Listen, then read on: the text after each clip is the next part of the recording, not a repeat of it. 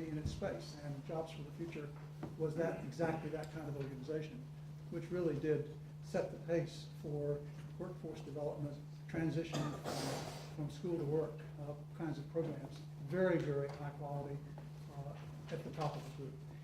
And Hilary is also, she's a graduate of the Yale College, of the Yale School of Management, studied at Oxford, has been a fellow at the Center for American Progress, Kennedy School, and is now the Director of Special Initiatives of the Gates Foundation. And so she spoke to my class this morning and mesmerized them. I'm absolutely certain that she will mesmerize us here this afternoon, but I don't want to set the bar too high.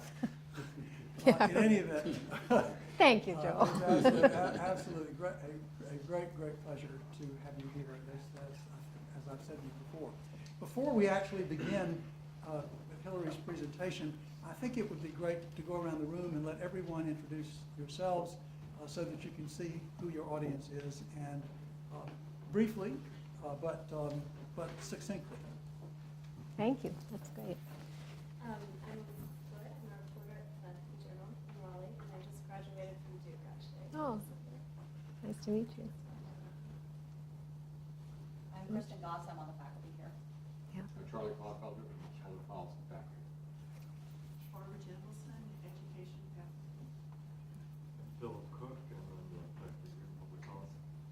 I'm Tim Profeta. I'm the director of the Nicholas Institute for Environmental Policy Solutions here at Duke. I'm Fritz Mayer. I'm on the faculty here in public policy.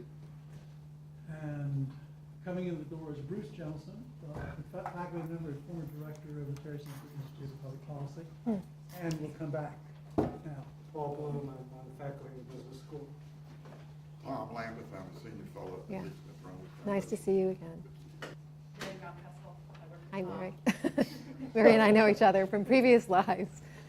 I'm Bobby Hackett. I'm the director of the North Carolina Network of Bankmakers. Jim Cochran, presentation down. Nice to meet you. Dave Cohen, recent grad at the MPP program. Alden Dunn, relic from the past. 25 years at Carnegie Corporation in New York and Carnegie Foundation Method of Teaching, long since retired. Oh, it's great to be in a room with you. Thanks. I'm Paul S. Worms. I'm a current law student and master's in public policy student. I'm Marty Martin. I'm an attorney in private practice representing nonprofit and tax-exempt organizations. I'm Jeremy Black. I'm a PhD student in biochemistry, associate in public policy. I'm Crawford Goodwin, faculty in economics. Ben Anderson, formerly at the business school, currently. Hi. Nice to see you. I'm Paul Rothstein. I'm a visitor in the economic department here from Washington University in St. Louis. I'm Wendy Caron. I'm at the business school heading the Center for the Advancement of Social Entrepreneurship. Barry Canala. I'm a case writer at the Duke Foundation Research Program. Joel Huber, I'm a professor at business school. Ginger Song, I'm on the board of CARE and World Wildlife Fund. I'm Ted Fisk. I write about education. Nice to see you. Bruce Johnson just introduced. Now we'll go back over there. This is Bruce. I'm the director of the Duke Center for Civic Engagement at Engage. I'm Joe Vladimir. I'm a 1997 Duke public policy grad. I'm at the Civic I'm Tom Kelly, and I'm a law professor at the UNC Chapel Hill School of Law. I'm Reed Gilbert. I'm a regular on that. Nice to see you. I'm Leslie Winter. I'm the executive director of the District Travel Foundation. I'm Katie Harrell, a PhD student in public policy. I'm Richard Brown, and I'm an MBA student across the street, and I'm in Dr. Fleischman's class here at the Public Policy School. I'm Sarah Barkley. I'm a second-year MPP student, and I used to work for Scott Palmer and Amy Sorzan-Pia. Oh, what do you know? I'm Brooks Silverman, master in public policy student. Andrea Bazan, president of Triangle Community Foundation. Nice to meet you. And there's people in the box. Should we introduce There are the people, and yes, people in the indeed. box? There are people in the telephone. Would you all introduce yourselves? Diane, you want to lead off? Sure. I'm Diane Bridge-Blotty. I'm a partner at Circle Financial in New York. Anybody else? And Ann Kaplan, also from Circle Financial. Anybody else? That's it right now. We're glad you're with us, and please participate fully. How do you just came in the room? Yeah, now I was already intimidated, but now I'm really intimidated. But I'm really glad to see you here, and I'm glad to see this crowd. And I know that 3 years ago you would have drawn exactly this size crowd. I'm sure of it too. Well, Thank you. Hi, Martin. So, Martin, do you have a place to sit? I'm here at the table holding up the water and waiting for cookies. Well, good. Well, so there's our group, and we're glad to have all of you all here. Glad to have Hilary here, and Hilary, the floor is yours. Well, thank you. You know, I'm just going to make a quick adaptive shift because I really would be a lot more interested in hearing what you guys have to say than what I have to say. So, you know, I think you should feel free to interrupt me, and the sooner we get to a kind of back and forth exchange, the better from my point of view, because this is, you know, really a great opportunity to share some of where we are and get the kinds of questions that will help us improve it. So it's an honor to be here. I was saying to Joel earlier today, you know, he is a person from whom I've learned much and has been a kind of a mentor, both in my time at Jobs for the Future, where he and one of his earlier incarnations at Atlantic Philanthropies was really the transformative funder that got our organization from one place and level of impact to another. So it's great to be here. And as I was saying earlier this morning, I've been at the Gates Foundation for almost a year to the day. I started a year ago Monday at the foundation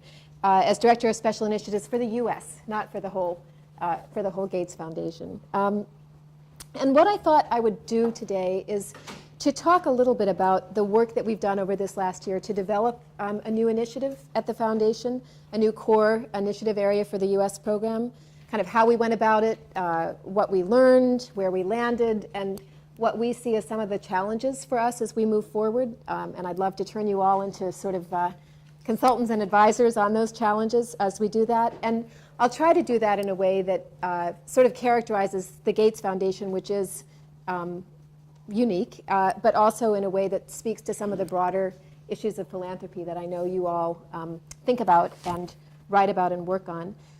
So, you know, first, just a minute on the Gates Foundation, and we will, you know, you all are very familiar with it, and we can spend as much time as you'd like to spend or feel would be useful on it. But as you all know, it's a large organization of, of historic size and is in a fairly intense period of growth and change. I was giving some of the statistics earlier this morning in the class about just sort of the level of growth that has happened since we got the historic and very generous gift from Warren Buffett last year. Our annual payout in 2006 was $1.5 billion. In 2007, the year that we just ended, it was $2.3 billion, and in 2008, it will be $3.1 billion, which is sort of a staggering number. And that translates into a lot of individual grants and relationships to manage. And if you think of philanthropy, as I think of philanthropy, as being a relational business, not a transactional business, that's a big challenge for a foundation to get its arms around how to be at that size and do that work and do it well. So we will make about 900 new grants in 2008. And when you put that together with existing grants that are already kind of in the pipeline and you know, have been awarded previously, but we're still in relationship with that work and those organizations, it's 2,000 active grants that the people in the foundation are working on. We get about 3,000 unsolicited requests a day, and have a day. Maybe it's a week. But it's a staggering number. So in case any of you are planning to send that email, you should know there's a department that is set up to just try to even honor the level of interest that gets expressed in those kind of unsolicited requests and make sure they get where they should get answered with a clear no if it's not a fit with the foundation, and get forwarded to people who ought to be looking at them if they should be. The staff of the foundation, when I started a year ago, was 343 people. Today, a year later, it's 548 people, and we will be 827 people by the end of this year, 2008. we're in the process of building a campus that can house all those people, because the original building, which was a call center, if you think about the sort of architectural styles of philanthropies, which would be a great research project to do, the grand, beautiful, innovative architecture. We're in a former call center, no signage on the building, on a sort of an access road to a working port in Seattle, and literally almost everyone in the foundation shares a room. I've just recruited 2 people, one a tenured professor from UC Irvine, and another, Greg Ratliff, who some of you know, who used to be a senior program officer at the MacArthur Foundation, started and ran their PRI. They share an office. So it's an organization under enormous change and stress that is running as fast as it can to just set up basic systems so that people know each other and a culture gets established that is the kind of culture that the foundation wants it to be, and that has ways of knowing enough what it's learning about itself to be able to learn from its experience and mistakes and get better and more respectful at what it is it does. So I just kind of put that out there as a backdrop. It's a real challenge for us. So the challenge I faced when I came there, leading the special initiatives group in the U.S. programs, it has sort of 3 mandates. We handle the family interest grants, the personal philanthropy that Bill and Melinda make. So the grant that Melinda made to Duke for Duke Engage is an example of that came out of my budget area and was one of the fun first things I got to do when I got to the foundation last year. We also have the task of figuring out for the foundation, for the U.S., what would be an additional big core area of funding that the foundation might enter to address inequity in the United States. As I think probably most of you know, the first big national thing that we have been doing is our work in secondary school education, high school reform, but there are resources and there is need to do more, and so we have a task of thinking about that. And then our third job is a sort of vaguely defined job to think about special initiatives, one-time, short-term, or maybe somewhat longer-term, discrete particular things the foundation could do that could help make an impact on the issues that it cares about, and that could be kind of a skunk work or innovation, but they would not be things that we did for a long period of time, kind of into life, across the lifespan of the foundation. But again, given the size of the foundation, that does not necessarily mean small or all that short term. So we've had conversations and gotten lots of great thoughts from Hodding about some of the work we're doing in a limited term initiative, which is the work we're doing with many other funders in the Gulf Coast around the rebuilding efforts there. And that's a 5-year commitment only, but it's a $40 million commitment, so we're one of the largest funders, but we're the funder with the least feet on the ground, knowledge in the space, and very dependent on other funding partners who are there in a deeper way, like Rockefeller. So big, kind of big mandate, and I'm going to talk about only one piece of that role, which is the work we've done over this year to come to a set of decisions around what the next kind of core initiative area might be. And I think the challenge, I want to get your heads with me, and that we experienced, is how to help a foundation that is so much in the public eye do the kind of learning that's needed in order to be able to choose a new initiative area.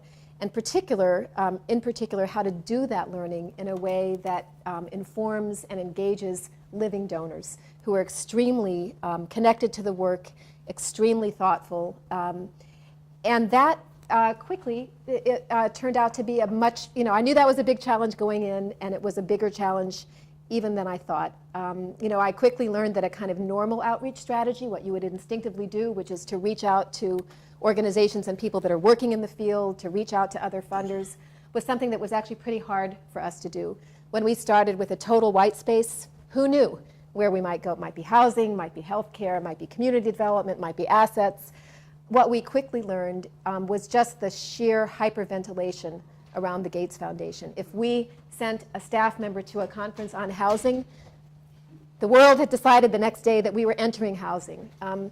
And so we couldn't actually do the kind of exploratory learning in the way that I would have hoped we would be able to do, because there just was so much noise created by that. And so what we ended up deciding was that our first exploratory conversations could happen more safely with other funders. And we spent a lot of time actually going around the country physically to different funders working on issues of poverty in the United States to try to understand better what they were doing and why they were doing it and what they thought worked well and what they would advise to us.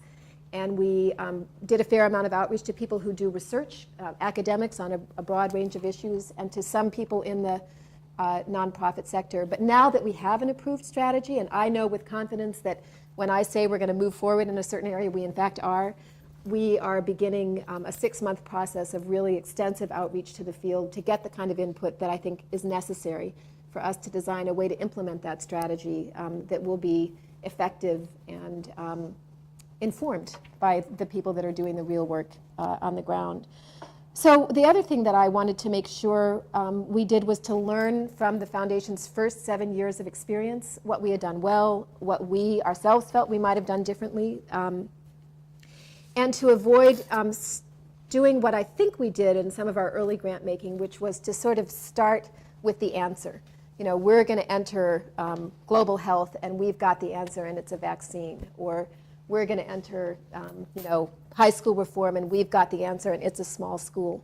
We had an interesting conversation in the class this morning about the pros and cons of some of that way of beginning. It's had some good things that have come with it, but there are many problems that come with that. But we've just tried to design this initiative so that we're saying we want to start work on a problem, and we think it's a big problem, and we have some goals we want to accomplish as we do that, but we're deliberately saying that at least in the first stage of this initiative, which is all that's been approved, the first 4-year stage, we're starting with some questions, with some hypotheses about how we think we could make an impact, and we'll make our grants against those hypotheses and learn from them, and then recalibrate the strategy 4 years in. So given all that background and context, we had to kind of figure out how to get started and how to think about the unique kind of DNA of the living donors of this foundation so that we did that work in a way that was respectful of them and engaging of them. And they are people who have an extreme, who are very convinced that the way this foundation can have the biggest impact is if it has strong focus. It could do many, many, many things, but they're interested in choosing a few big problems where they feel we can make an impact. They also are extremely action-oriented. They have started this foundation, which will not exist for longer than 50 years after their death, because they want to solve problems. So they don't have in mind setting up an institution that will exist into perpetuity to work on big problems as they evolve in perpetuity, issues of poverty or education reform. And that leads them to a very, very strong bias to say, if we were to choose a set of actions or a set of interventions, how do we think about that? What analytic work would we need to do that would lead us to feel that if we intervene here, our intervention is likely to have the biggest impact? And if we were to think about what one thing we did or what first thing we did, how can we make sure we choose the right first thing that is going to have the biggest impact downstream? And as Patty Stonecipher said in an early conversation I had with her, these are people who are product developers. They think in terms of a product, an intervention, a thing you can do, and they are very interested in harnessing the best that technology and science can bring to solving problems of the poor. And so they start with a very, very strong bias towards action and analysis and towards believing that it's not all about process, even though process is important. I think as we've learned our way in our first 7 years of work as a foundation, we also understand that, of course, if you're doing big systemic work and change over time, a product or an intervention alone isn't enough. It may be necessary, it may be a good starting point, but it's not going to be sufficient. So we're trying to balance that bias towards action, an interest in focus, an awareness that we have to be systemic, and the knowledge that despite how big our resources are,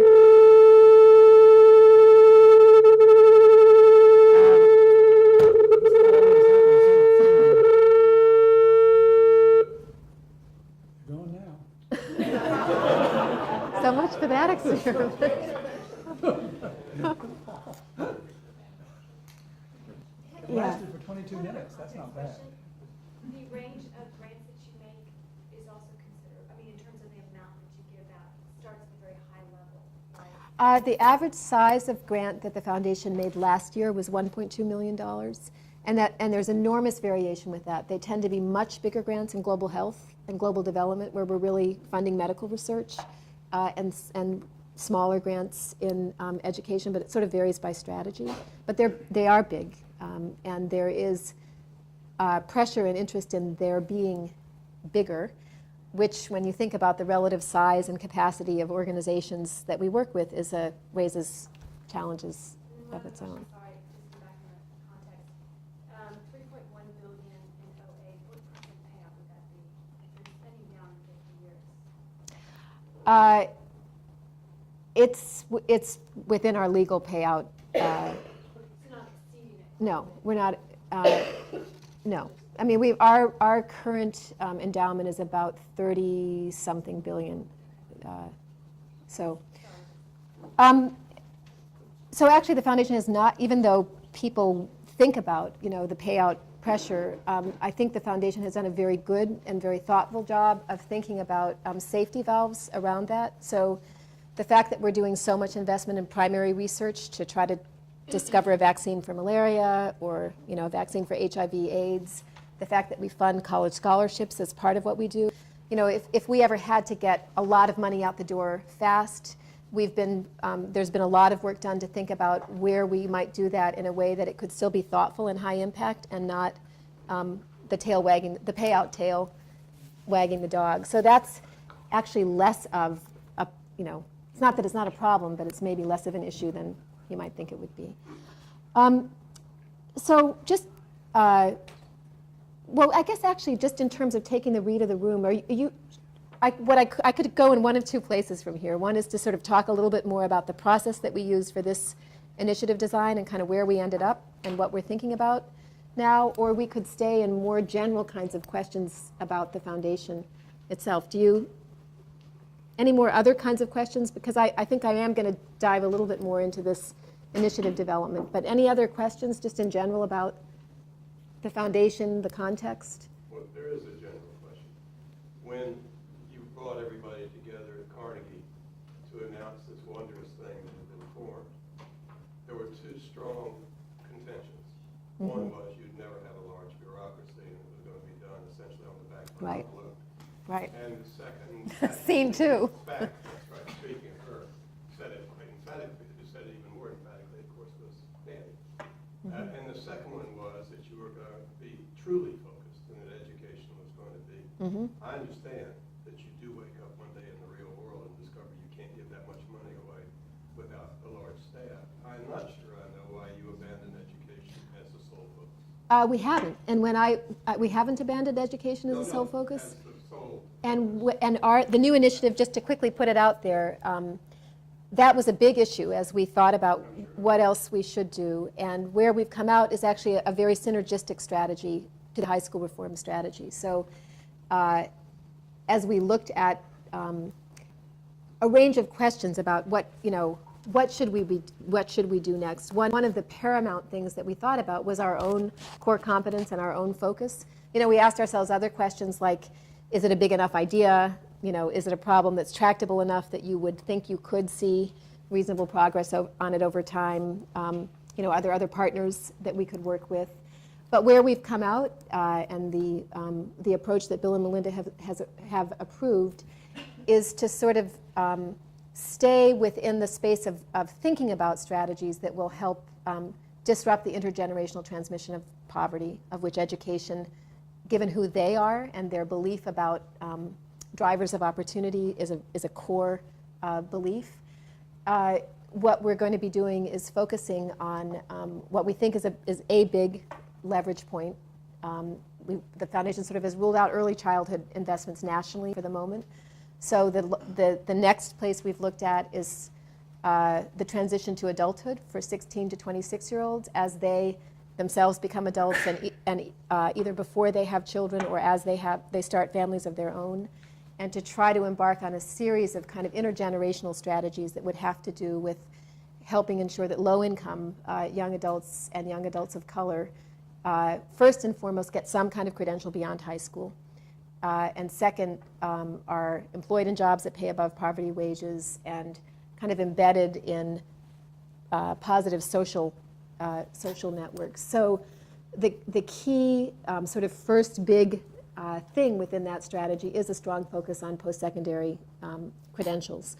And we can go down into the details of that, but our education, high school strategy is very focused on graduating all students from high school, quote, college ready. But the fact that they graduate doesn't mean they'll enroll in college. The fact that they enroll in college doesn't mean they'll finish college. And in fact, when you do the analysis, which we spent a lot of time doing over this last year, and you look at where young adults between 16 and 26 are, low-income young adults, by far the majority of them are actually not in college at all. So even if you said it would be a huge thing, a historic thing in this country to increase the numbers of low-income young adults who go to college and complete a degree, there are, for that cohort that is actually enrolled in some kind of 2 or 4 year college, there are as many young people in jail or in systems and totally disconnected. And then the vast majority of millions of young people are in the workplace in low-wage jobs. They're starting families of their own. If they go back to school, they have to do it in a way that is very much not like the traditional college-age student. So that's the space that we have staked out, which stays in the family of education. But unlike how we approach the high school strategy, which is really an institutional strategy, it says we're going to take an institution and we're going to try to reform that institution. We're trying with this to at least work on starting with the lives of young people. And the reason we get to institutions like community colleges is that's where a lot of them are, or it's where they need to get.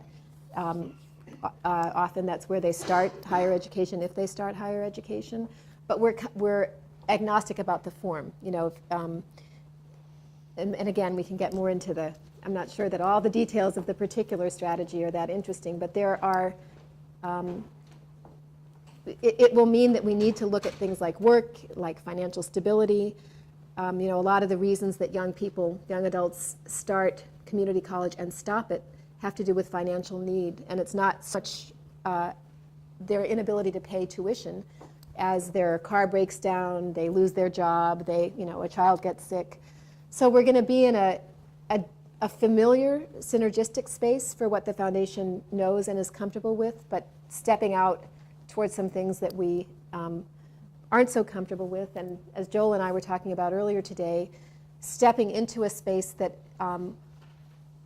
could make us partner with many, many major foundations in the country that work on poverty, but from different vantage points. So there probably aren't all that many large foundations that work on community colleges per se, but there are many foundations that work on aspects of these kinds of problems. And one of the opportunities we have and challenges we have is how do we think about that? How do we start those conversations? How do we enter that space in a way that is productive, since we know that in the end it's going to be many partners that are needed.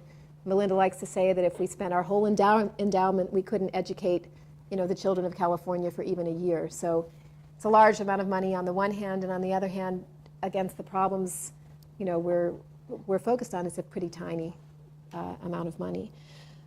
So I kind of that was a good question for kind of leaping me into where we ended up and why. And the way that we did that over the course of this year was first, we had sort of two or three key kind of points in the foundation's process. So the first thing I felt was important for us to do was to have a conversation with Bill and Melinda about quote unquote inequity, so that we understood what we thought the data said was happening in this country and what its implications were, and whether or not that was how they understood the data, and to get a sense from them about their own preferences and values and points of view, because you can make a certain amount of decisions by data, but there are lots of reasonable ways that a foundation could decide to work on the issues of inequity. So between when I got there in January and May, we did a lot of work just looking at what's happening in this country in terms of socioeconomic mobility and income distribution and equity and inequity, and how that varies by race and by place. And we had a first conversation with them in May that said, you know, there are lots of different ways the foundation could approach this choice. We could decide to stay within education, and if we did, we could start earlier in the life cycle, we could move later. Here's ways we could think about it. We could move to a space that's adjacent to what it is we already do, which is sort of what this 16 to 26-year-old framework does, or we could do something really different. You know, we could work on community development, or we could work on assets, or we could work on, you know, any number of other issues. And that was a very interesting conversation with them, because you might think that given the fact that the foundation works on health in the developing world, and in our global development group we do a lot on financial services for the poor, you might think, well, why would you not do similar things here in this country? That's part of the brand of the foundation. It has a strong knowledge base.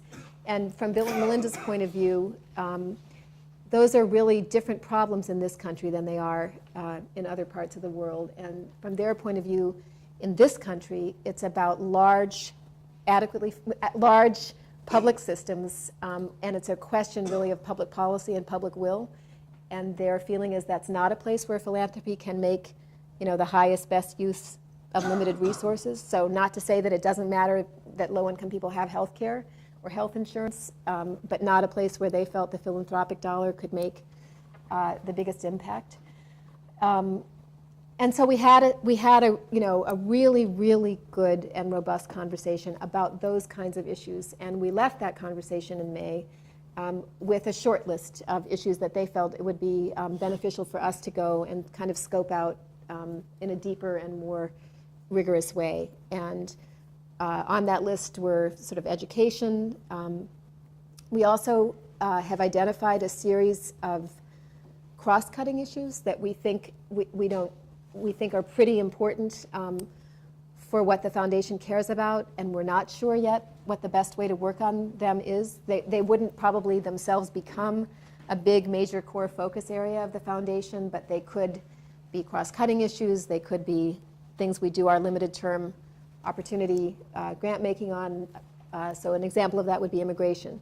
And just, you know, if you were to think about something this country needs to handle in a different and more effective way, where they're really, you know, if we get it better in the next 5 to 7 years, it would make a big impact. That's an example of a kind of cross-cutting issue that's still on the table. The issue of disconnected men is another issue where the strategy that we've embarked on you know, is probably a step in the right direction, but way more would need to happen than just the way we're coming at this. So we've got a number of things like that we want to continue learning about. You know, we have a category that we've called what if we're wrong?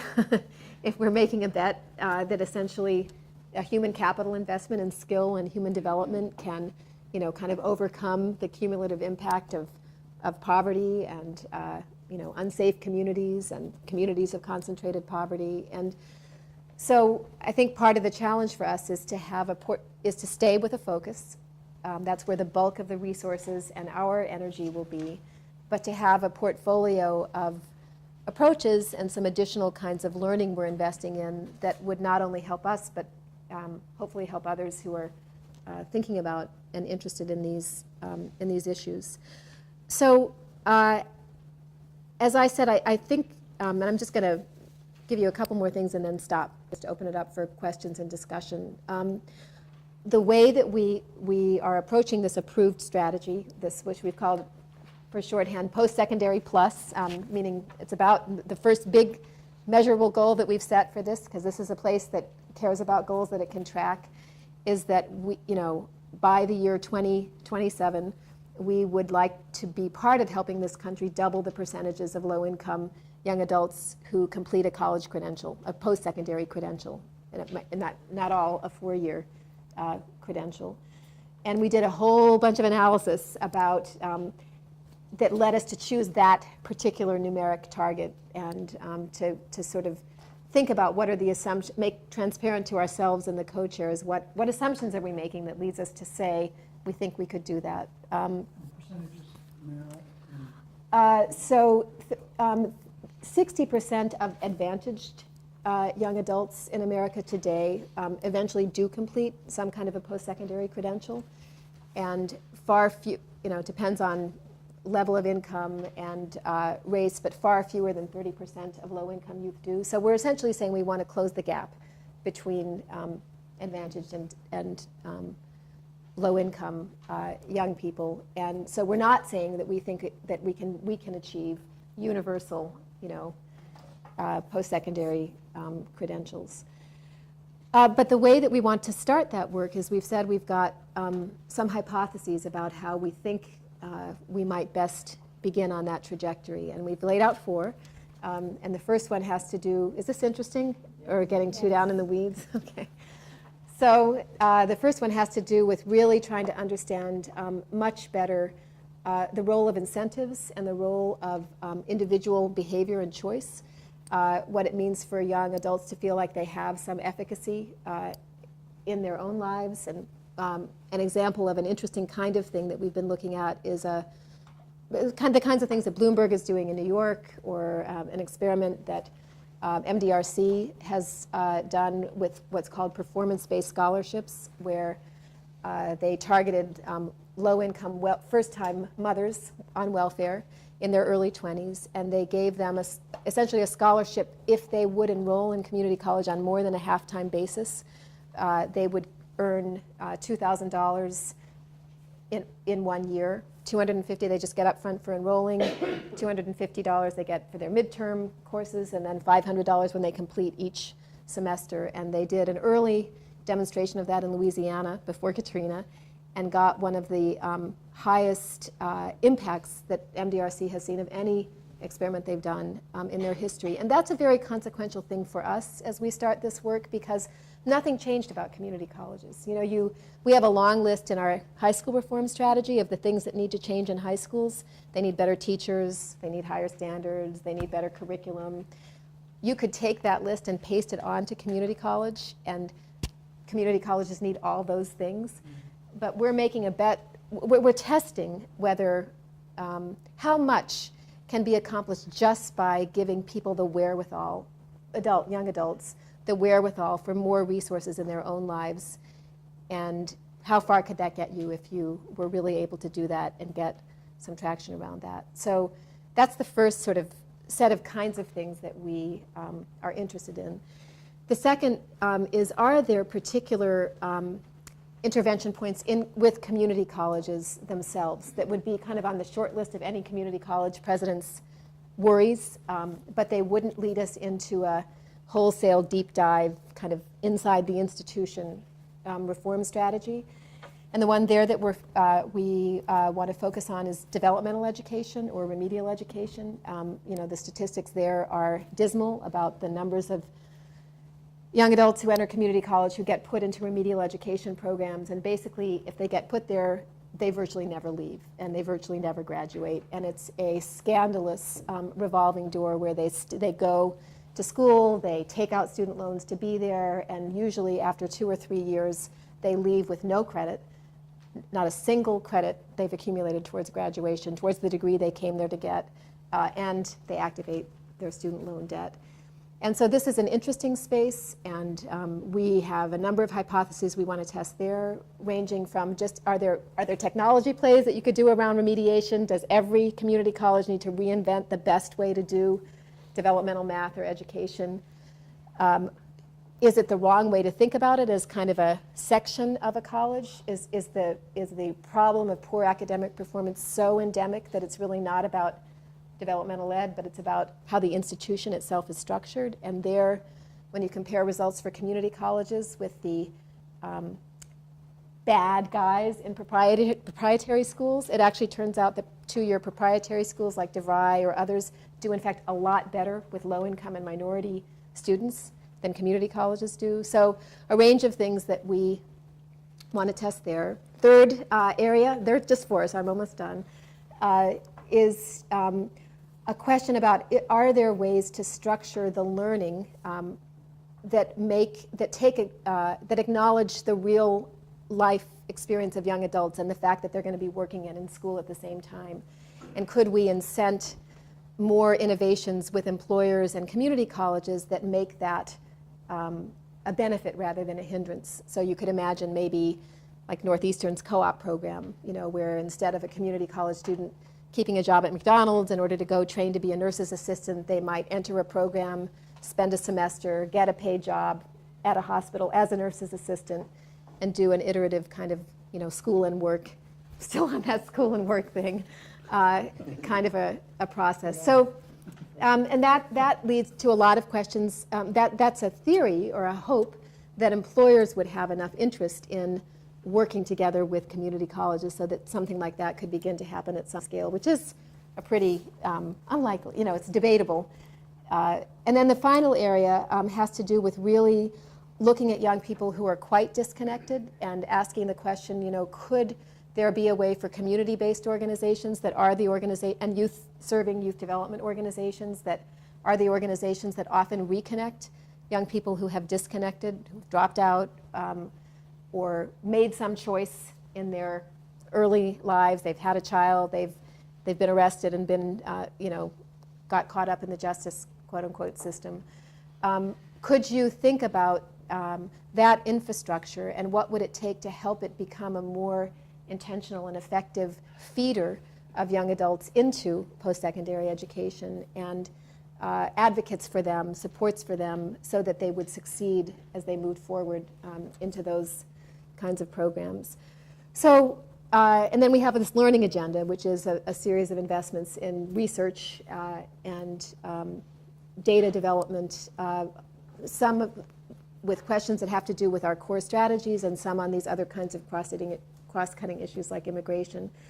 So that is the thing that Bill and Melinda approved in December, and what we proposed is that we would do a 4-year first stage of this initiative. So it's a problem, it's an issue area that the foundation is likely to stay with for the long haul, and we're starting out with kind of a set of hypotheses and a portfolio of kinds of grants that we want to make that would let us experiment with different partners, experiment with different kinds of approaches, and hopefully have designed in the ability to learn from our experience and that of our partners as we do the work, but to still keep, I think, what is a very high leverage benefit of a foundation like Gates, which is this rigorous insistence on following where the data and the evidence leads. And if some things are more effective than other things for low-income populations, then we're going to shift our resources downstream to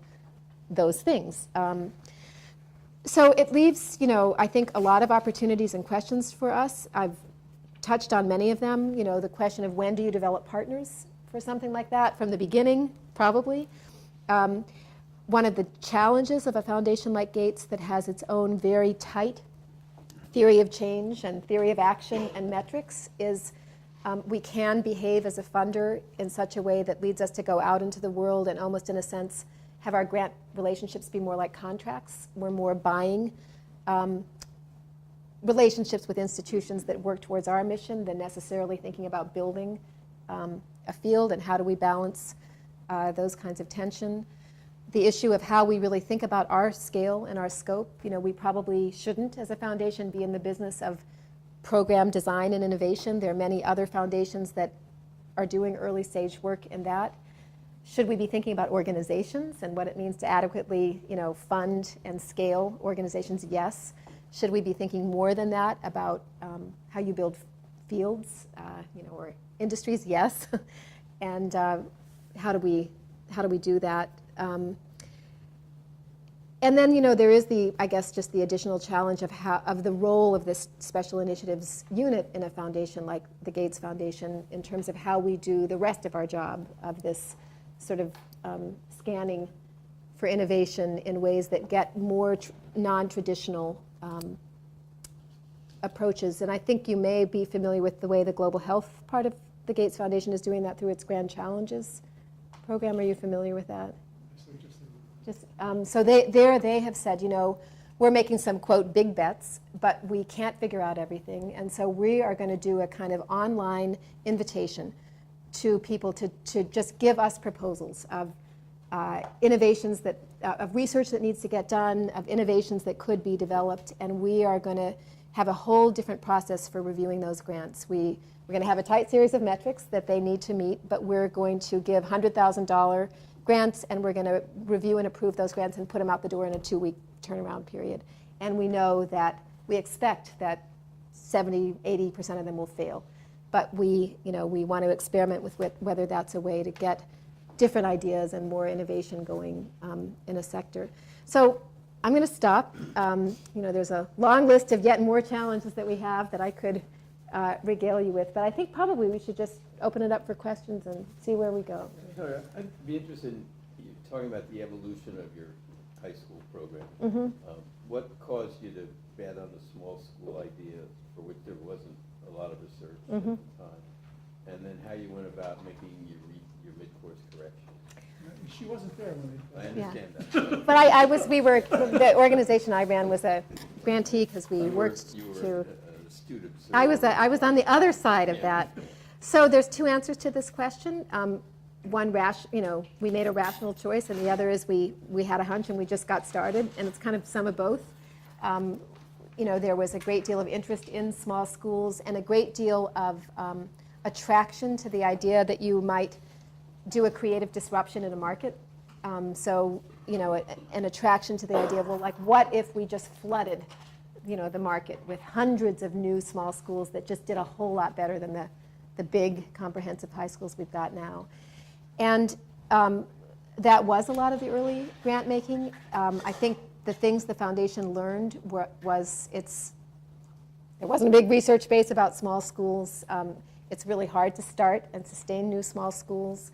In the end, we need systems of schools that perform well for all young people, and we had to work more on district level action. And we need, you need public policy in the end. So the way that strategy has evolved over time has been towards a much deeper investment in a few districts around the country that have some small schools, much greater emphasis on public policy.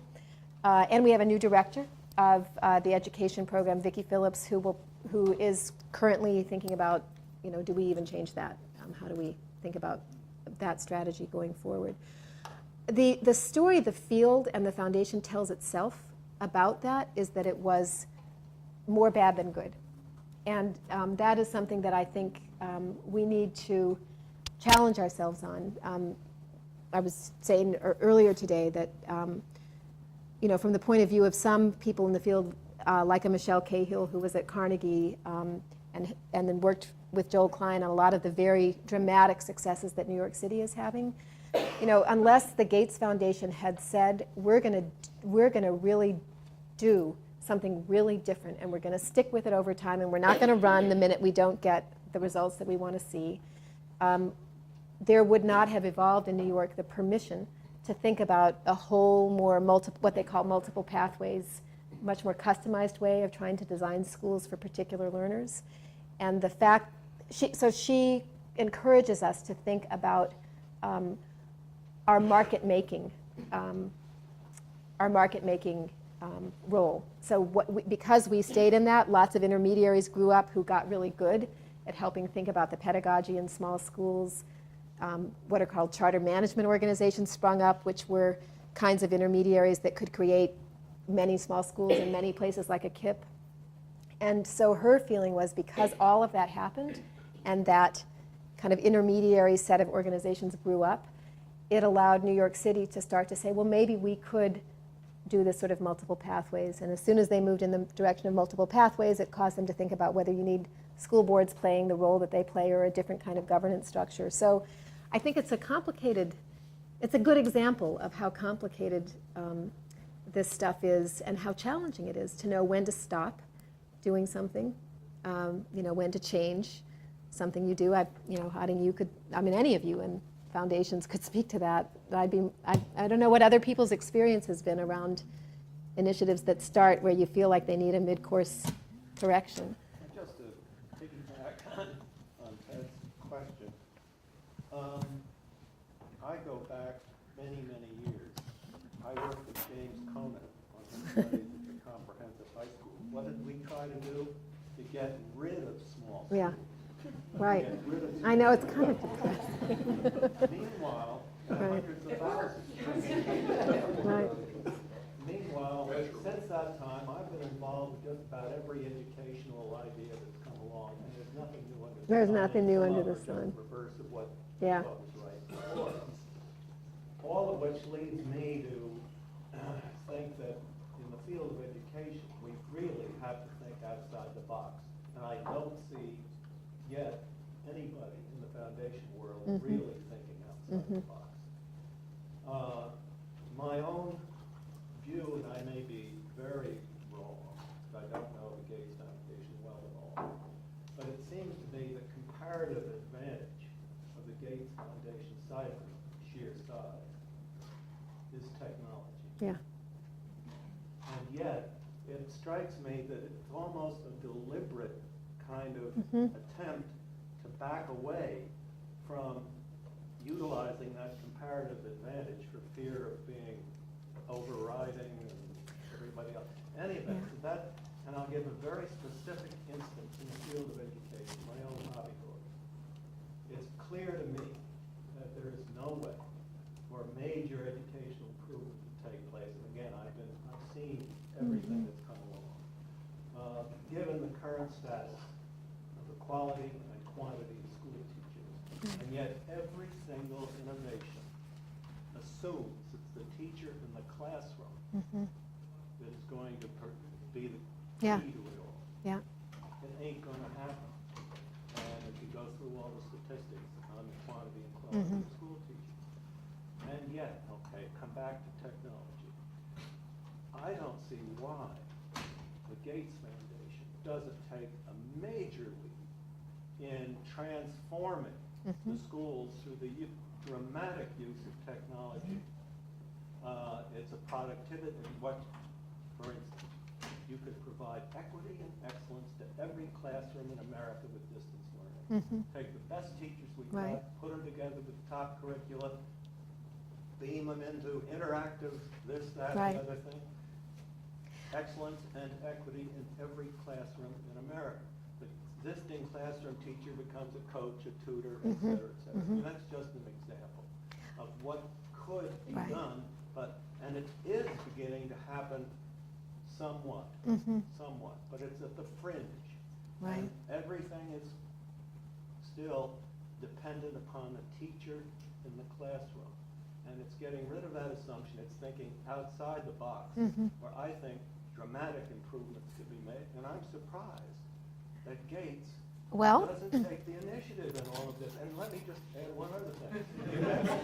And I'll shut up.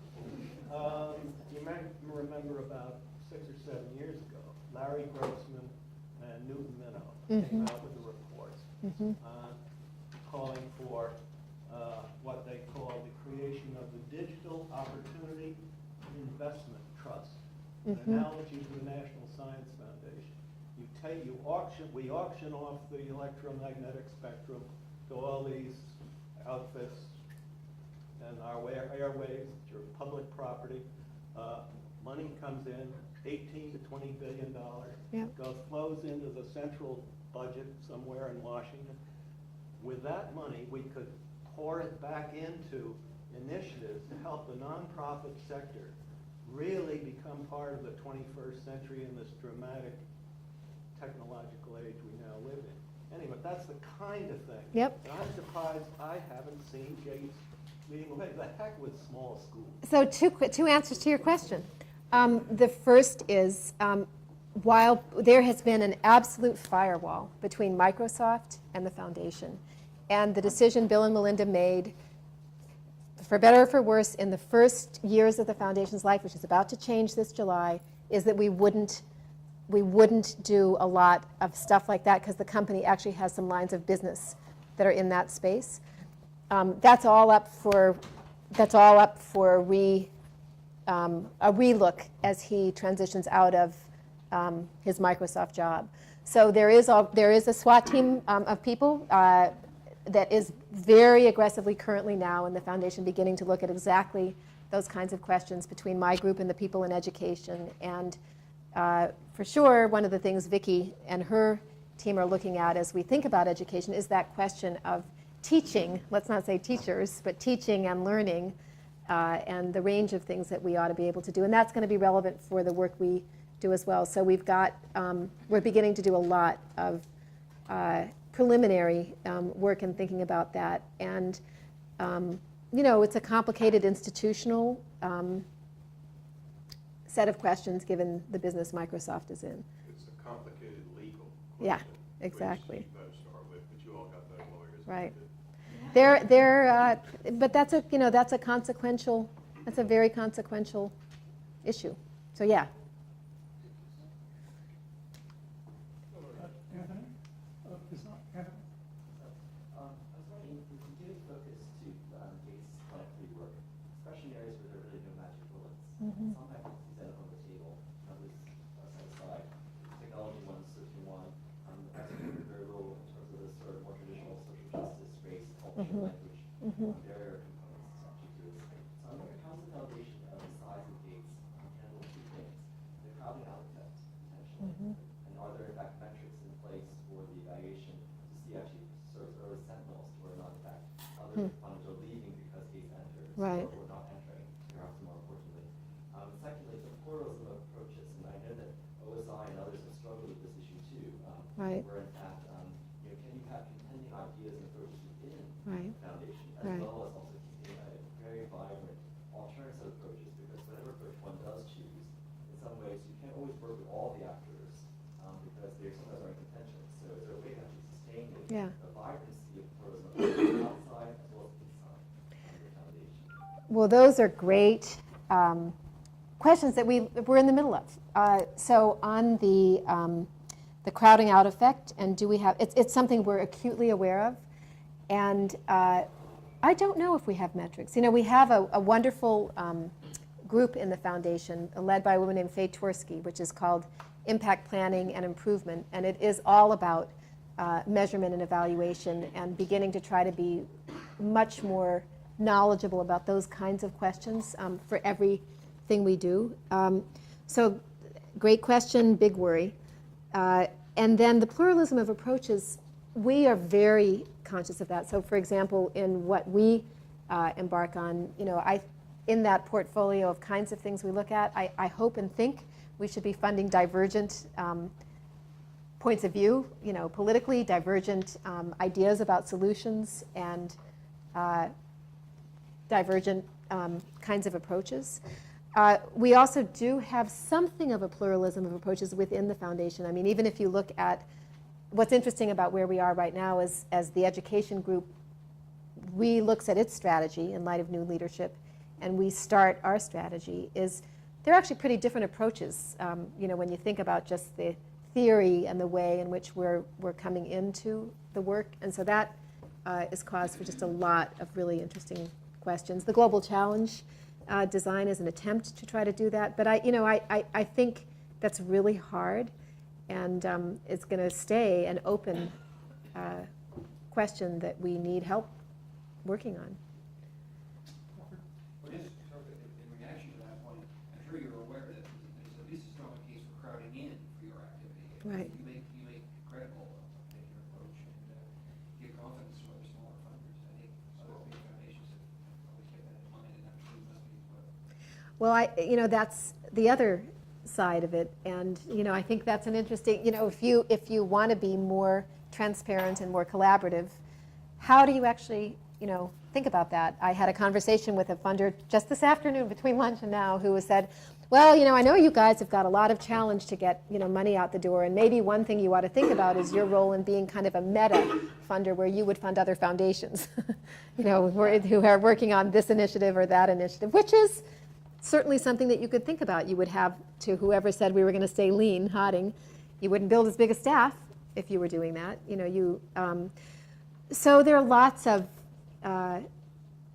of questions, and the crowding in is an additional thing to stay aware of. And I think, in the end, the best we can try to do is to try to make sure we're keeping those kinds of things in balance in some way, but it's not that easy to do. It's easy to say, it's not that easy to do.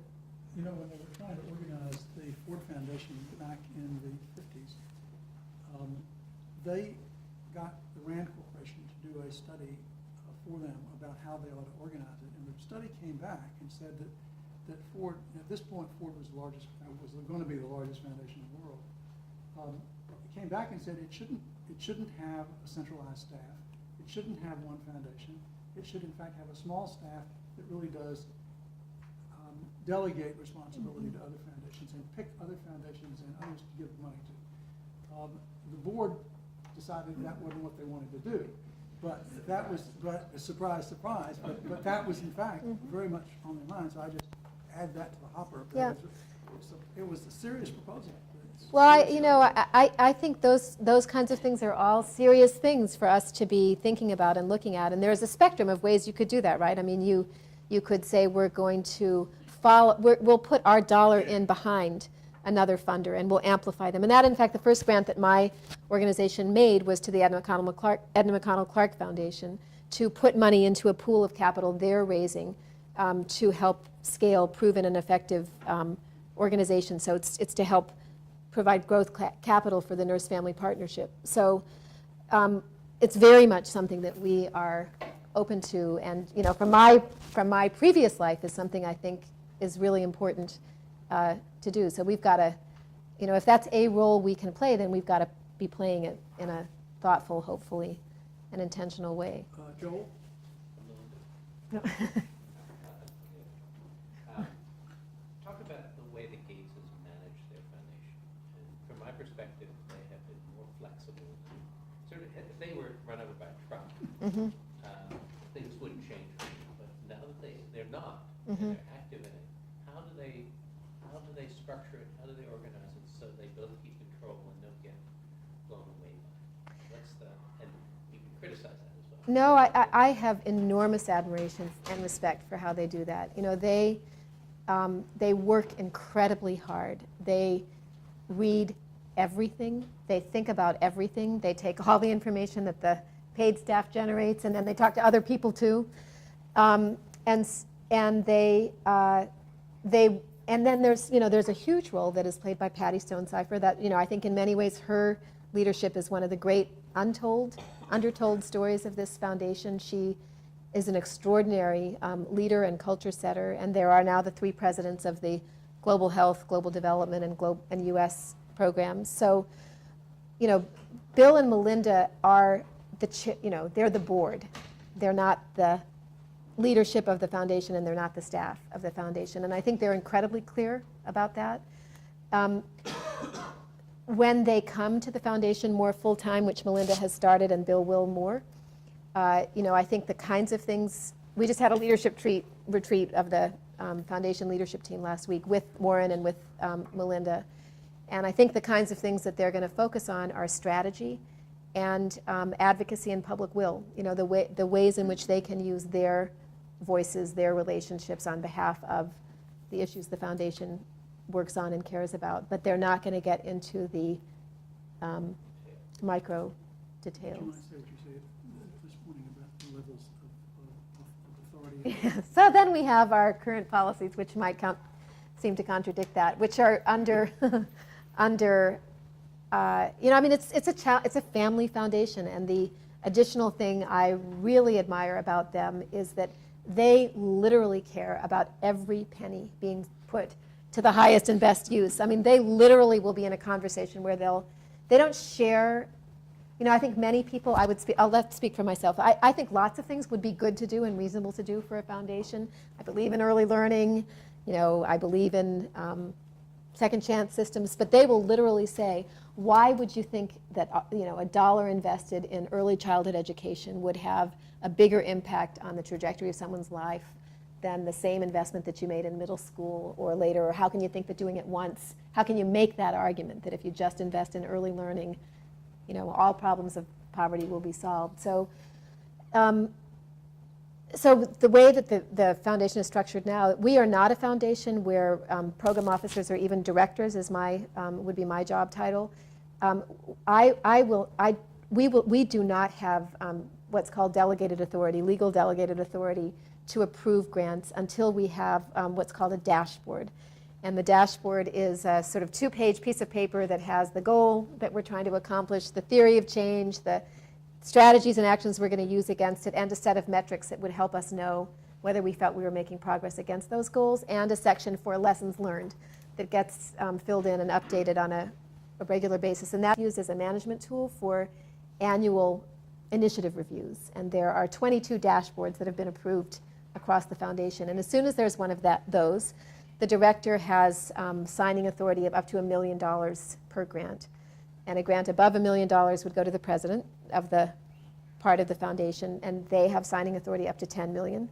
Between 10 and 40 million would be Patty, and 40 million and above would be Bill and Melinda. And those are things that we're actively, right now in light of the scale of resources to come out the door. But I think they and Warren are extremely concerned about the potential for mission creep.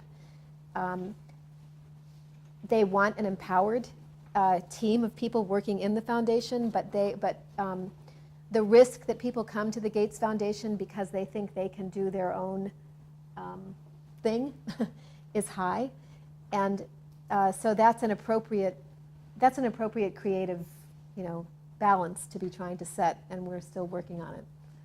Kristen? This is really interesting. When you were sort of beginning to consult with other foundations, Mm-hmm. and I was really interested to hear how you Mm-hmm. felt inhibited in being able to sort of reach out broadly on this new initiative, to what extent did you look to sort of fill a niche that you felt that existing philanthropies were not filling? And to Mm-hmm. what extent did you look to build on promising programs that were already being funded by Lumina or Right. others that are working in this Right. area?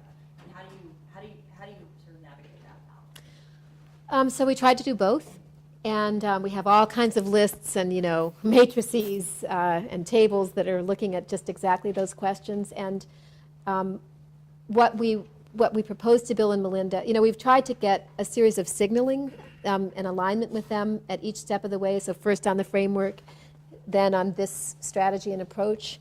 And when we proposed that strategy and they approved it in December, we said we're going to take the first 6 months of 2008 to build an implementation plan.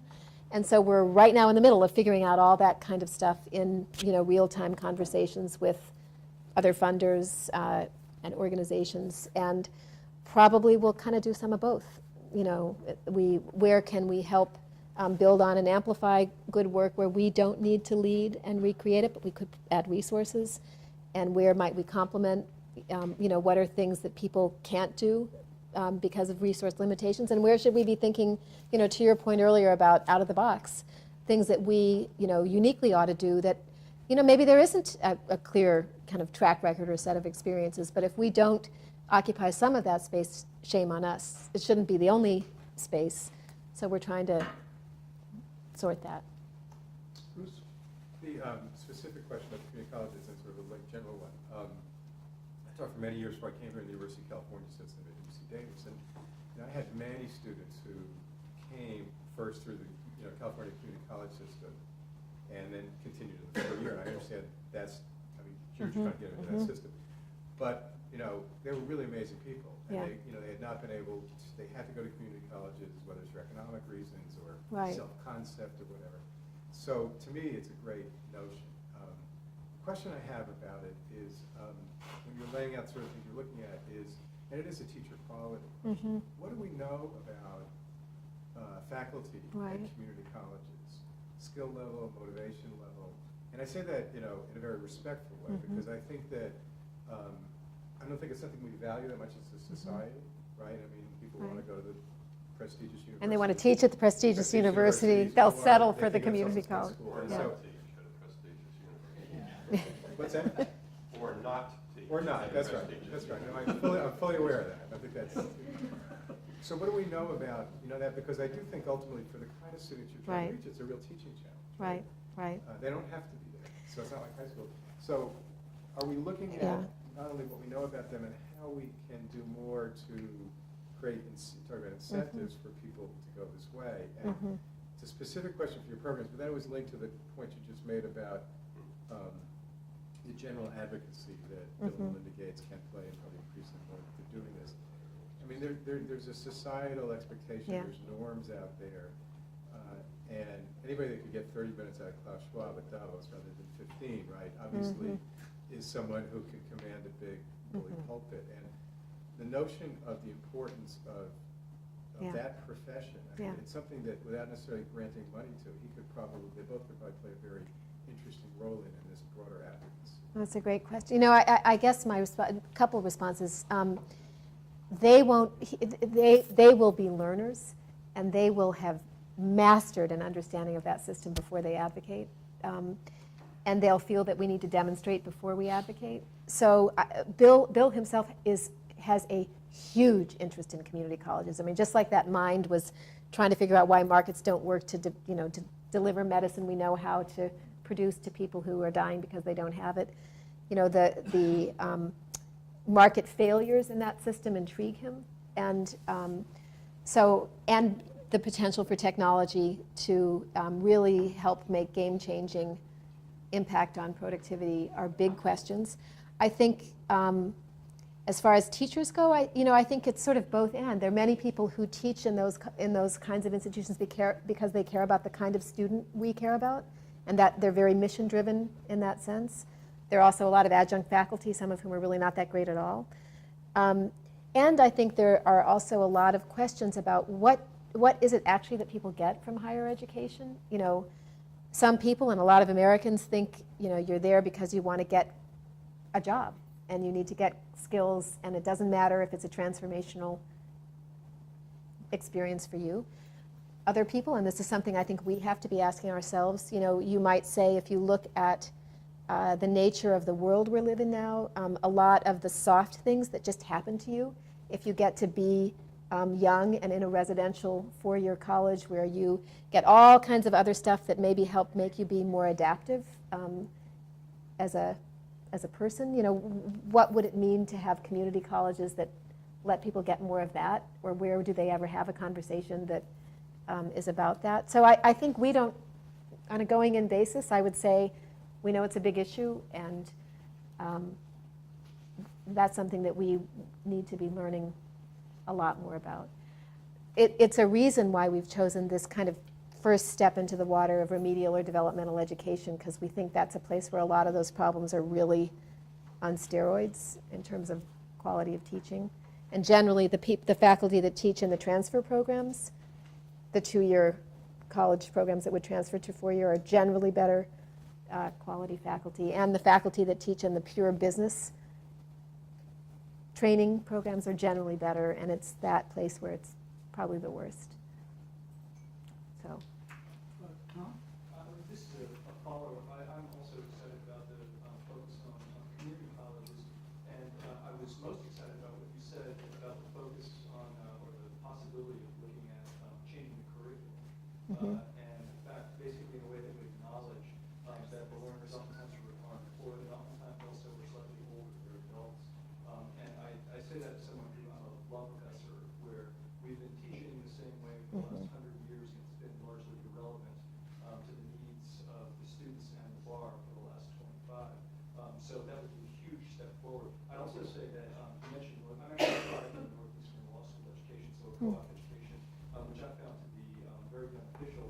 And I know that at Northeastern, which has a long experience with co-op education, I know at least at the law school, they're really kind of doing a new look now at how they can reform their curriculum to integrate the experiential part more closely with the classroom part. So there's good thinking going on. Well, we think this is where a lot of the people here could help us. I think probably the best places we ought to be looking are professional schools, medical schools, law schools, business schools, and so that would be a great conversation. We have one of the best community college systems in North Carolina in the country, actually, and our president just retired. And hopefully you'll get to maybe talk to them about some of their practices. But one thing I'll add to the discussion, kind of following up what you were saying, is that it's tremendously underfunded. Yeah. Tremendously underfunded. And so when you talk about faculty, their salaries are part Terrible. of high school teachers. And so I think that also drives a lot of this. But I'm also excited that you're going into this direction. And I think what you're talking about is developing a safety net for the folks in that age group. And so it's not just about education, but it's about housing and Mhm. health Mhm. and immigration, obviously, and Right. access to all Right. those things. And that kinda justice. leads me So- to Right. to public policy and advocacy Mhm. and legislation. Right. And so is that part of what you're thinking perhaps, and getting involved in those areas? Because you couldn't really be successful unless you really changed the policies that are keeping some of these folks in those positions. Right. So yes, we're thinking about it. Whatever we did would have to be within the legal, constraints on philanthropies, although we could partner with some that are incorporated outside this country who don't have those restrictions, and we're thinking about how, if that's a good idea. But Joel and I were talking, there are some kinds of public policy, if every state in the country, and some of them do, just had in the law that you had a right to a publicly funded education through age 21, a high school education, that would create a huge funding stream and market for, and you were allowed to get that education. If high schools failed you, you could take that money with you to an alternative like a community college. I mean, there are things like that that could create a certain kind of market for innovations of the kind that we would hope to see. But I think the balancing act is, when we enter public policy, are we entering to advocate for particular public policies? Or, do we need to think about public policy as a huge kind of lever for change and do demonstrations and work in a way that models how public policy can be made or changed? So I think that's another balancing act. To your point earlier, one of the other ways the education high school strategy has evolved over time is to be investing a lot more in community organizing groups and youth organizing groups. So kind of organizing that can put pressure on big bureaucracies to change. And I think that's that's part of sort of a public will advocacy question that we're also trying to think about. So. This is and anybody else, please, but talk about your staff. Yeah. Tell me the profile of your staff. Tell me the age level. I of your know, staff. this is such. Is it as white as this room? No. Up there in the old Pacific Northwest? I mean, is it as old as this room? I mean, what are you? That's a really big challenge for me. So the team that did this work over the last year was 3 people big, and we about died. And so it's now doubled in size, and all of the people that I've hired are people of color who come from work in the field with the kinds of populations that we will be in communities where we will be doing our work. And great. What age? And they're young. I said this today, so I'll just out myself here. I'm 52. I'm one of the oldest people in the foundation. Patty Stonecipher's younger than I am. My boss, Alan Golston's 40. And the program officers are young. And that means there is a great dynamic energy in the foundation. It means sometimes we have to learn how to go where to get wisdom, because it is true there's nothing new under the sun. And so institutionally, how do you help people understand that? It's not like this hasn't been tried before. But I would say and there is a very, very strong bias to hiring people who are analytic and action-oriented, and not necessarily particularly reflective. So.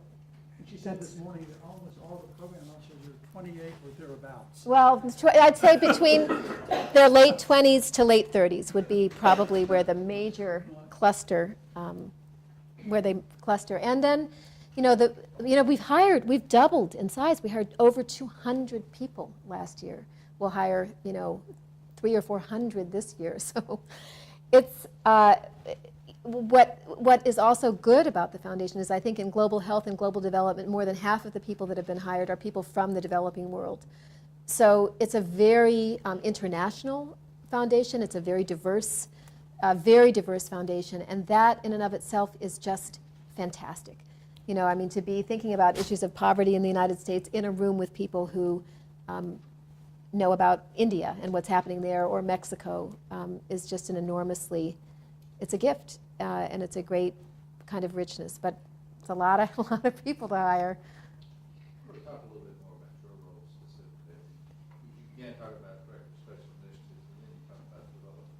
Mhm. Do you run it during the first phase, move back to special needs? How does that sort How does that all get sorted out? How we're thinking about it right now is that we will incubate it for this 4-year period, and then when we reach the end of that 4-year recalibration and we decide what does it mean to move forward, probably it would spin out and be its own core area with its own leadership. Because at least the current thinking is that the foundation is not looking for special initiatives to go back and do it again and again and again. You know, we don't want 10 core initiative areas for our big resources.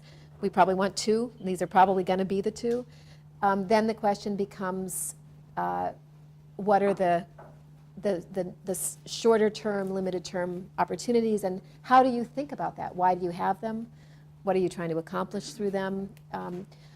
You know, we, in global development, we used to call some of what we had kind of on the drawing board learning initiatives. And, you know, I think Patty's feeling is, how can we call it a learning initiative? We're going to spend $30 million, you know, learning about water, sanitation, and hygiene in the developing world. So we are kind of learning. It is kind of exploratory, but, you know, what does that do to a field to hear the Gates Foundation is learning about, you know, its set of issues? So that's still a very complex thing for us to be figured out. So it's a work in process.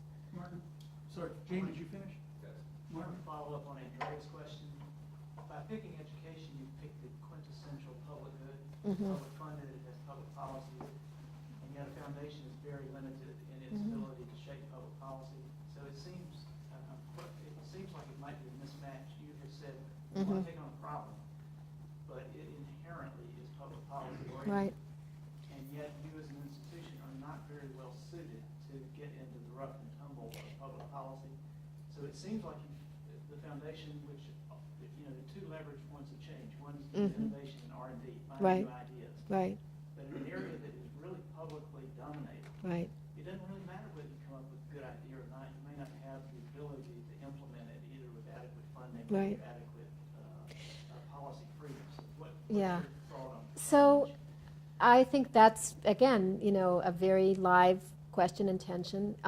Some of what I think we can do is try to help create new forms, organizational forms that don't exist now. So in my life prior to coming here, the organization I led was very involved in creating early college high schools, of which North Carolina is a great innovative state, which basically said, for low-income young people, why not design high school so they get a head start on college-level work, and rather than expecting they would graduate and apply and succeed, structure the high schools so that they graduate in 4 years or 5 years with up to 2 years of college credit. So there are things like that for our particular population might just be new organizational forms that could be so it's not kind of innovating at the practice level, but at the institutional design level.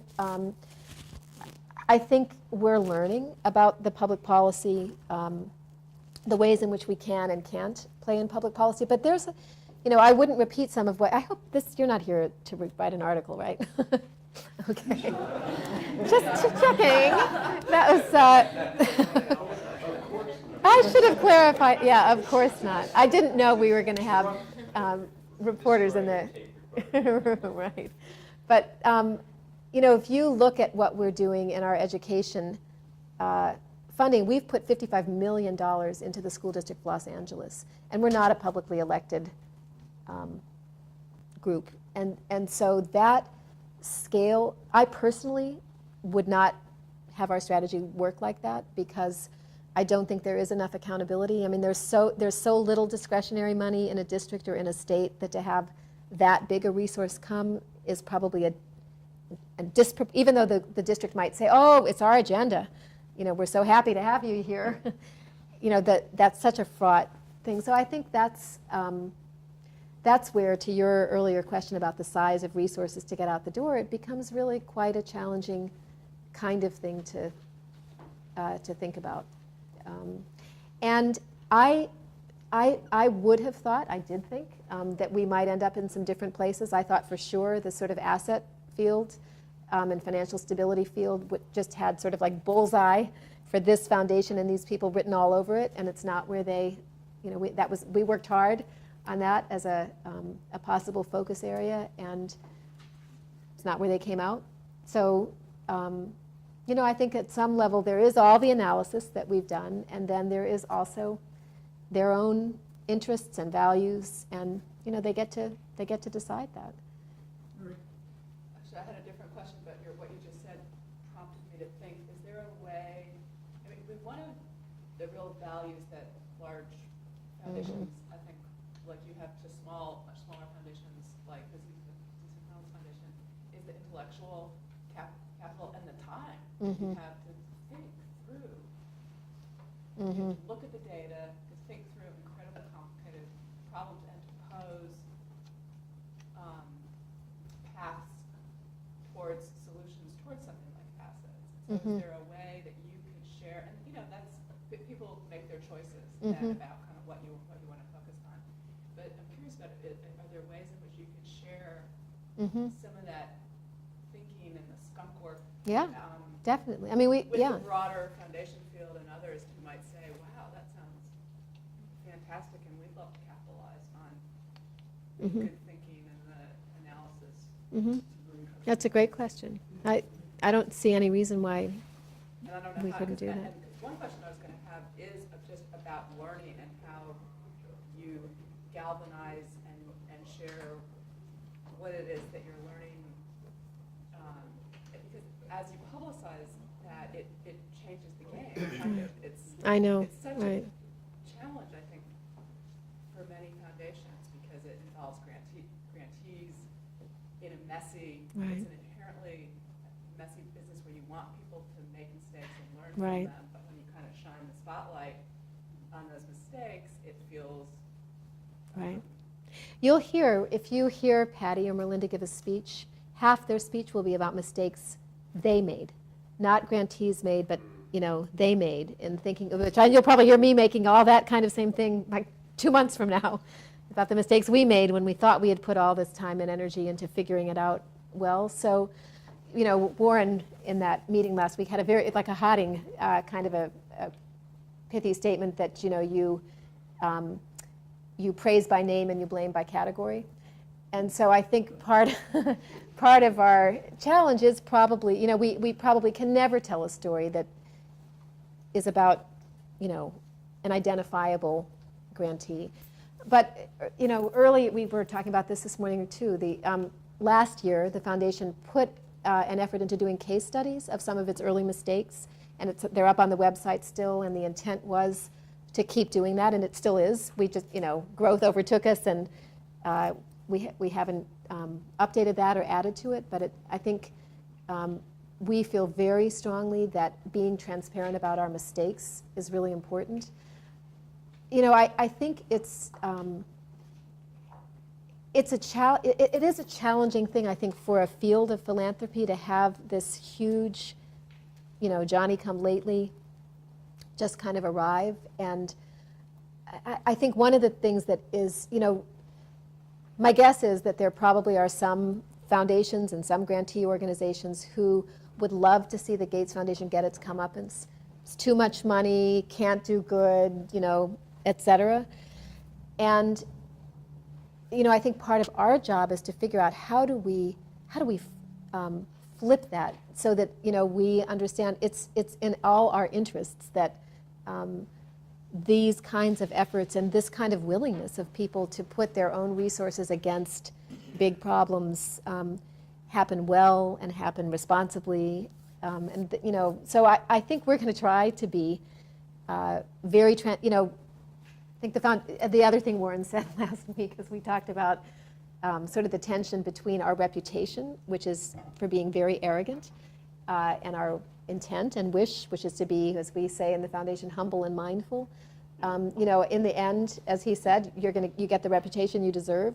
And so, I think a lot of the people that have come into the foundation new in this last year are people who come from the field. They've had experience running, nonprofit organizations, or they've worked in government.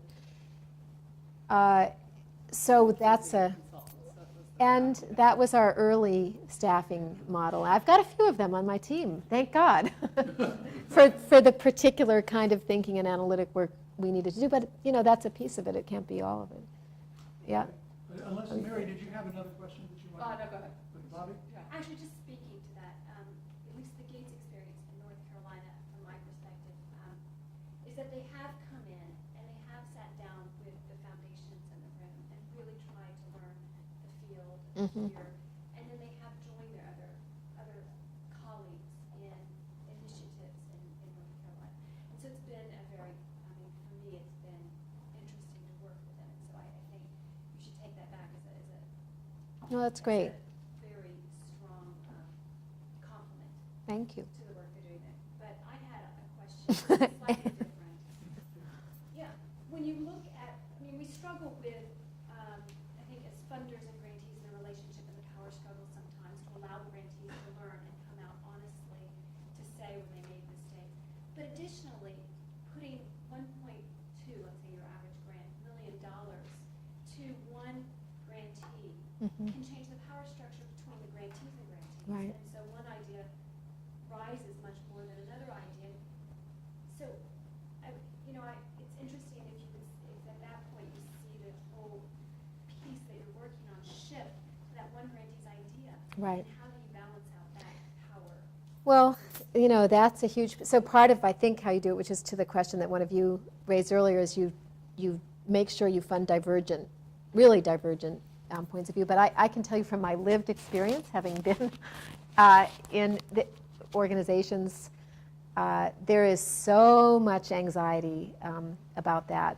It is just unbelievably counterproductive. And, I think one of the things that doesn't get talked about enough in philanthropy is, obviously there's a huge power imbalance, which is a big challenge and problem.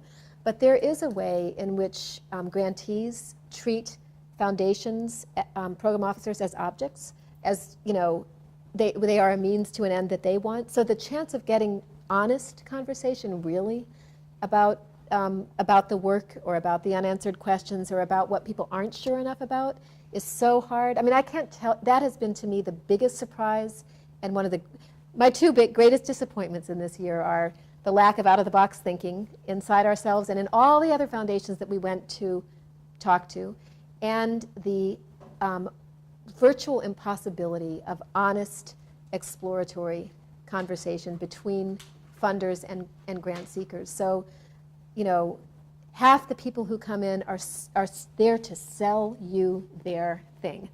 And you might as well never even take a breath because you're not going to get a word in, for that hour. Or they want so much to figure out your thing. And it's very hard to have that kind of conversation, which really does allow dissent and alternative kinds of ideas. And I don't know, I'm not experienced or wise enough to know how to fix that. And I think, we have the great benefit of the next couple of days here in the South, thanks to MDC, and I think a number of you will be there, of just coming for a conversation over 2 days about this region, because you can't think about the kinds of issues we are thinking about without thinking about the South. But what does it mean to understand, a place, right? And its history and the history of philanthropic efforts that have happened, and how do you really learn from what it is we all cumulatively have known, so that we might have a chance of getting it a little bit better, together. So I don't think that's an easy. I think you ask a really hard question. I don't know if you felt you evolved strategies to that, or any of you other foundation people. In your 2 days at that meeting, remember that no profit is without honor, so long as, no profit is without honor when you read what they said 35 years ago. Yeah, right. Just right. When you listen to some of the people at that conference, keep trying to refer back to their past as well as their present. Crawford? I'm still back at your sort of initial agenda, and I'm sort of puzzled. It seems to me you picked education, poverty, health, development, which are the old chestnuts of the big foundations and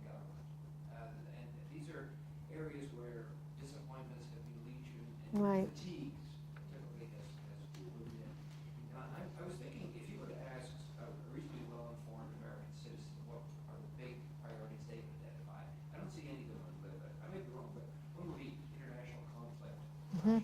Mhm. Right. Energy. Right. What are we gonna do about that problem? Global warming, the future of the world economy, we're probably entering a recession or depression. Mhm. And these are all areas where it would seem to me Mr. Gates and Mr. Buffett, technology and finance, have Mhm. tremendous comparative advantage. So I'm wondering how you went into these initial three and left all these other. That's them, not us. I cannot tell you the number of people in the foundation who would share your point of view. But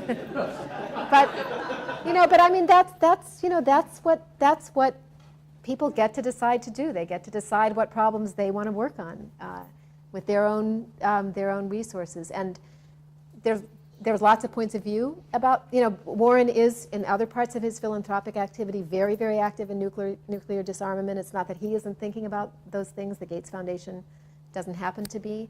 Bill Gates is probably one of the more knowledgeable people you could ask about global warming, and in our meetings with him as a foundation, inevitably those questions will get asked and re-asked because the next year nobody didn't remember who was there the last year. But he, I think on global warming, I would say that where they probably hope we will be different is that we can figure out the role of technology and the role of markets. So in that sense, the things that are true parts of their DNA and competency, and whether they can be harnessed to make a difference on those big problems in a different way or a better way for people who are poor. So Bill's questions about learning technologies have to do with, could they make an impact for people who are poor?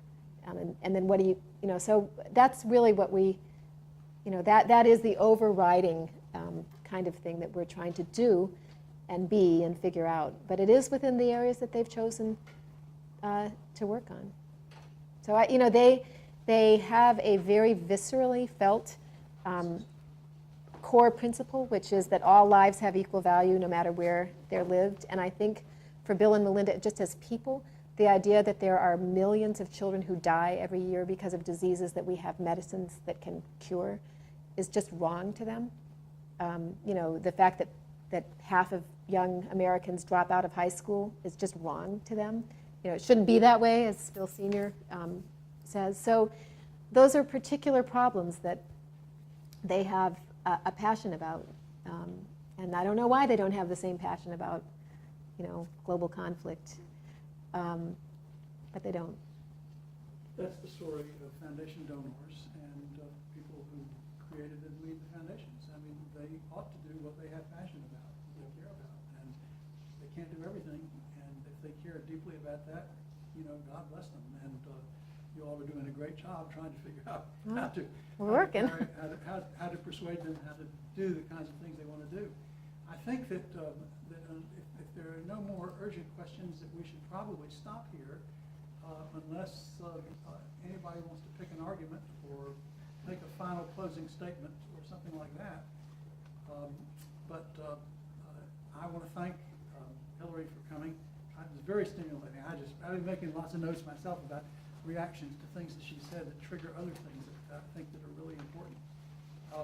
So you have a standing invitation to come back, and we hope that you will. And I'm sure that what Hilary would say is that if any of you here have ideas about how to solve any of the problems that you all have suggested they need to solve, that you will email her and let her know how you think they ought to be solved. What's the name of that room where they get lost? Where they get free. Yeah, don't send me a solicitation. Send me your thoughts, and then they won't get lost. And Paul, when is the next session? It will be in 2 weeks. And who is it? Do you know? I can tell everyone by email. Well, you'll all be notified. I'm sorry. Oh, I think it is Colin Campbell. No, is it? Oh, Deborah Leff, the president of the Public Welfare Foundation in Washington. Oh, I wish I could come to that. Maybe the next time I'm going to be on the phone. Well, you're welcome.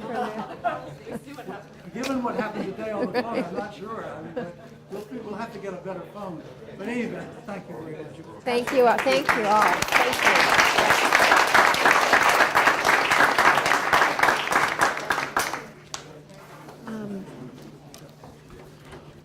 sort of learning the balance of what